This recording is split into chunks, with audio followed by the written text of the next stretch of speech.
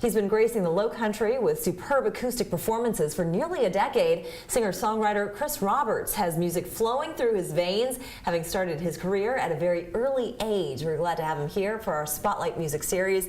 And the apple does not fall far from the tree. You were telling me earlier that you come from a very musical family.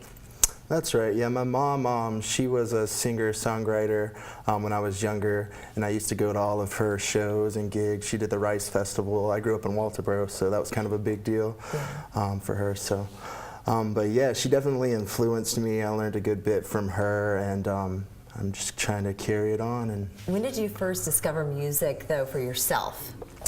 I was in third grade whenever I first started really trying to get into reading music. I had just gotten into, like, deciding what bands I like and all that kind of stuff, which was largely influenced by my parents as well. And what did you like listening to? Leonard Skinner, Zeppelin, AC/DC, Van Halen. How would you describe your genre now?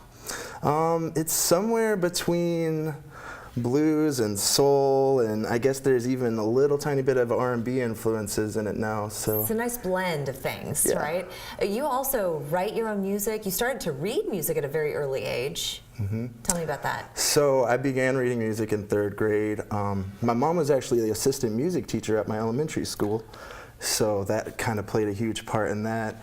And by the time I was in fifth grade, I had signed up for the marching band, which I stuck with all the way through senior year. What did you play in marching band? Trumpet. You did? Yep. Oh, so you've played several different instruments. Tell me about all the instruments that you know how to play. So I know how to play bass guitar. I started that whenever I was in sixth grade, teaching myself bass guitar and guitar. Vocals pretty much all through elementary school. I did plays, and I did different singing, like chorus type deals, shows in elementary school. A performer by heart. You really are. You do it all. Yeah. So getting on a stage for you is no big deal. No big deal. Stage is like home to me.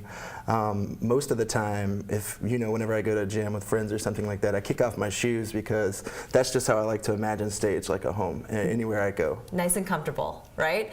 Okay, so tell me a little bit about some of the music that you've written in the past and the new stuff that's coming out now.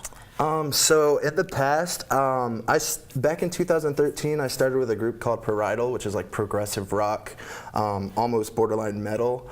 And so in 2013, we released the album in 2013. We started in 2011, and then we did a follow-up EP in 2015, which was a digital download.